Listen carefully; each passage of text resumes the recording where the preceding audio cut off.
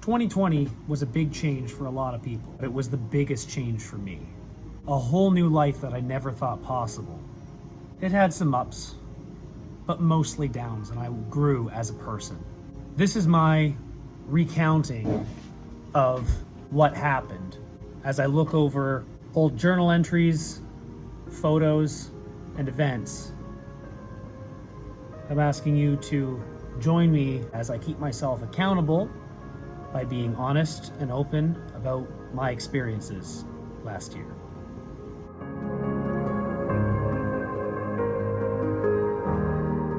Felt a little bit more somber waking up the second morning.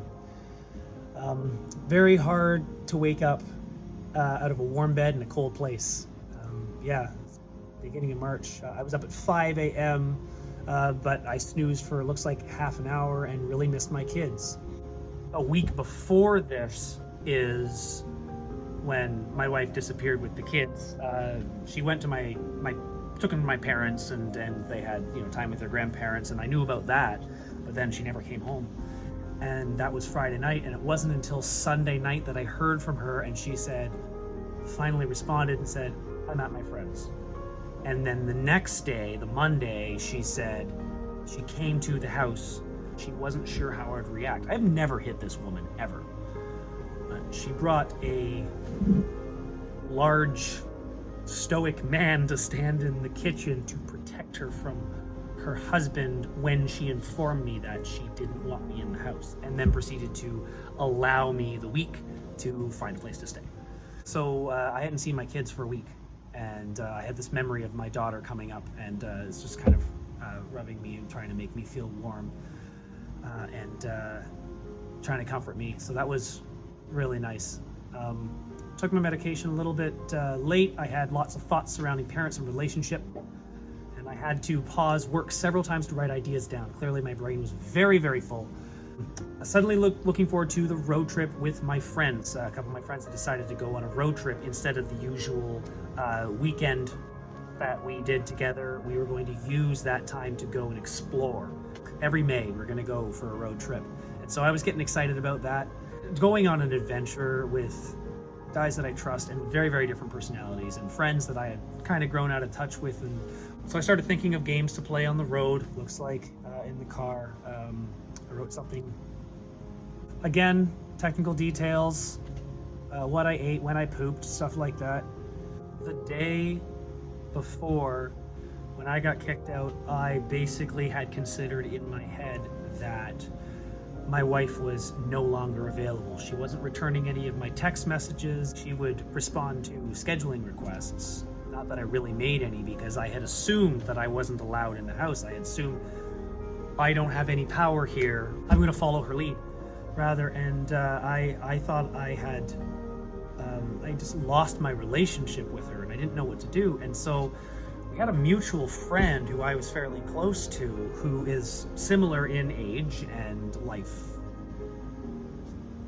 lifestyle, I suppose, to my wife, a mental and situational surrogate, if you will. And she happened to be about a year ahead on the separation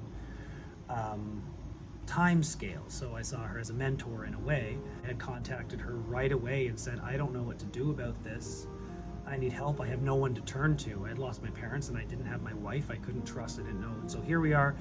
I wanted to invite her over, but I also wanted to invite this other friend over because he was supportive. I wrote both could be beneficial. They both serve two different roles. This other guy was just, really chill and wanting to help me in a way that was much more evasive of the deep quandary that I tend to get myself in. He's much more supportive of relaxation and fun, and just try to pull me out of the junk. Both could be beneficial. Heads up, never ended up seeing anybody. What a wasted day. Wow, I just felt bad. And I spoke to the kids that night over the phone. My daughter misses me.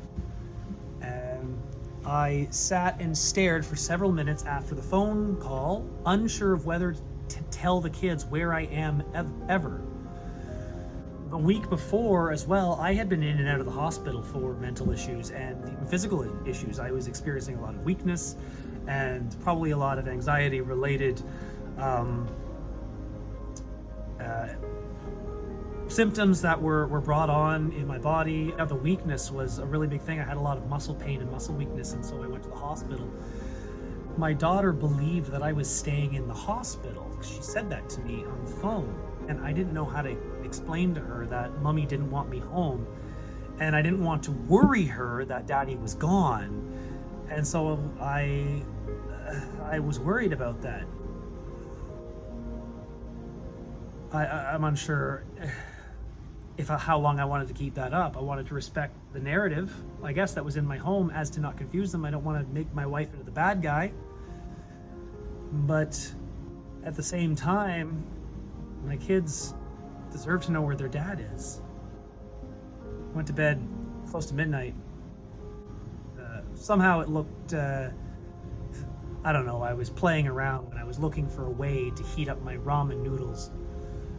Yeah, basically all I had was ramen noodles, and I found a container, an old styrofoam bowl, I think, that was here in the back, and I crushed up the noodles and put some hot water in it, threw it in the microwave.